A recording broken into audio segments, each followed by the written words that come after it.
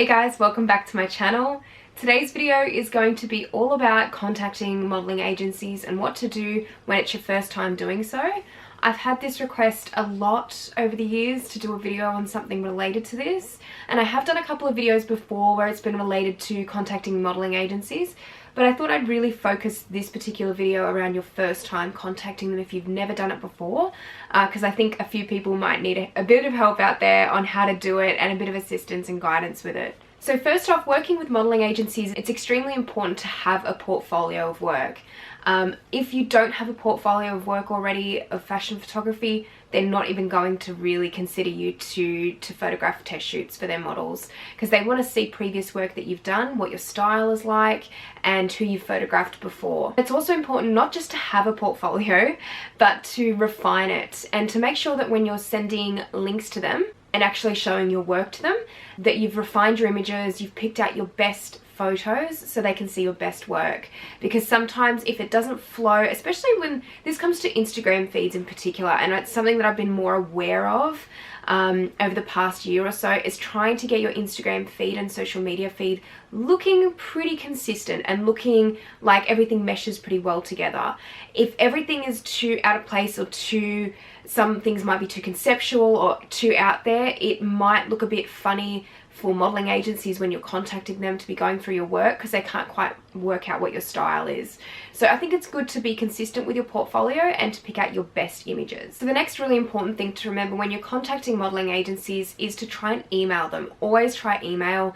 I don't usually ring agencies because a lot of the time they're way too busy to be bothered with answering the phone for photographers wanting test shoots. There's just way too many that contact agencies, so I think they prefer emails as a form of contact. And when you do contact them, make sure that the email is short and sweet, it's pretty simple, and make sure you don't ramble on too much about yourself or about what you're after in a model.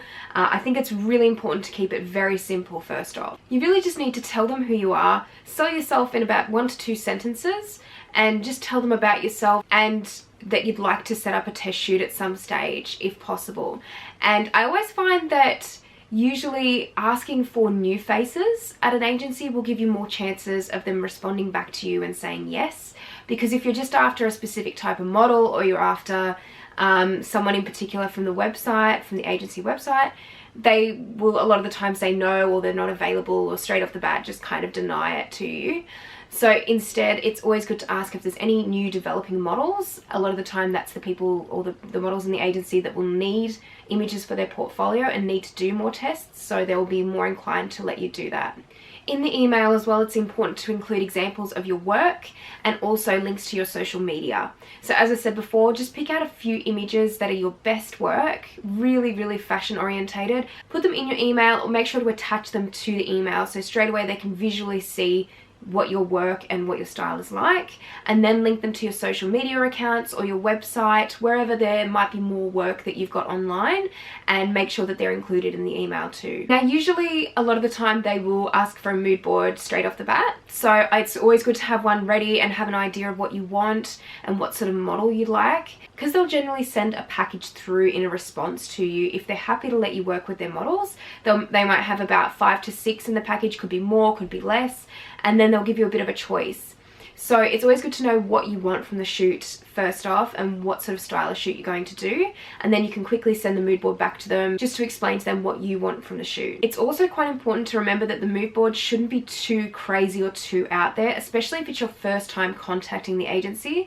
Usually a lot of agencies these days just want natural shots of their models. They don't want anything too crazy, too much makeup, anything really overly conceptual they don't particularly like. I recently was in a meeting with an agent who specifically said this, that they get too many emails from photographers that constantly have too much conceptual imagery in their portfolio, or are showing them too many conceptual art images, which is fine as you develop and as you've worked with the agency over time.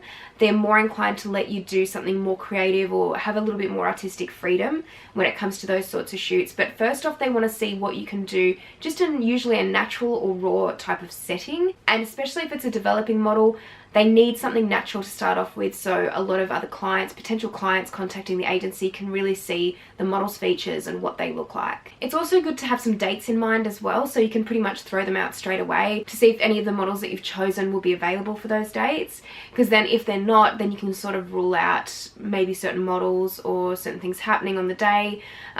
It's always just good to have dates in mind, I think, for everyone, for the makeup artist, stylist, hairstylist, whoever else you have on board as well. It's just good to have a few dates straight off the bat so you can ask the agency when these models might be available to shoot. So as well with location, generally they will only have a certain radius where they will allow you to shoot their models.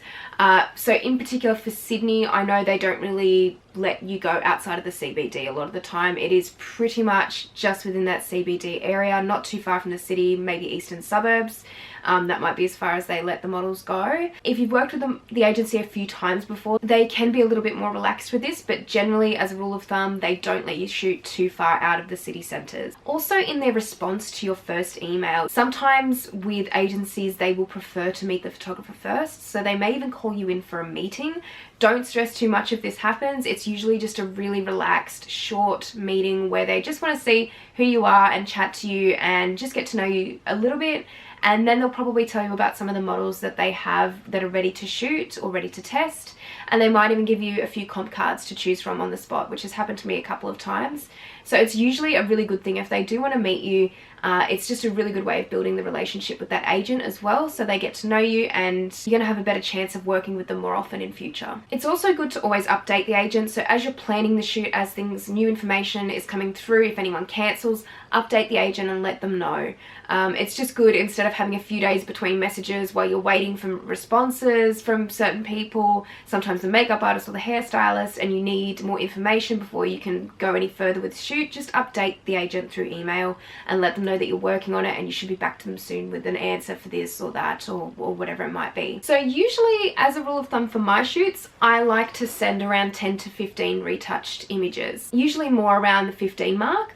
But I think 15 is probably a good number because it's not too much, but it's not too little as well. It gives them a bit of choice to choose from the images in the end. So that's generally how much I like to send through to the agencies after I've finished editing the photos. And the last thing that I'd like to point out is it's a really good idea to keep in contact with the agents.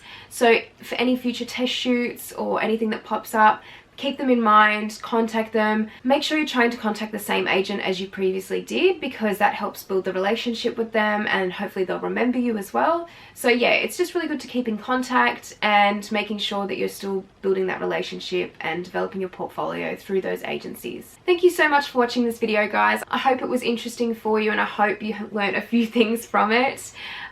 If there's any questions that you do have on working with agency models, feel free to put them in the comments section below because I'm always happy to answer those questions. If you do have any questions about agency meetings as well, happy to answer them in the comment section below too. Please give this video a thumbs up if you liked it, and please subscribe to my channel if you haven't already, and I will see you next time. Bye!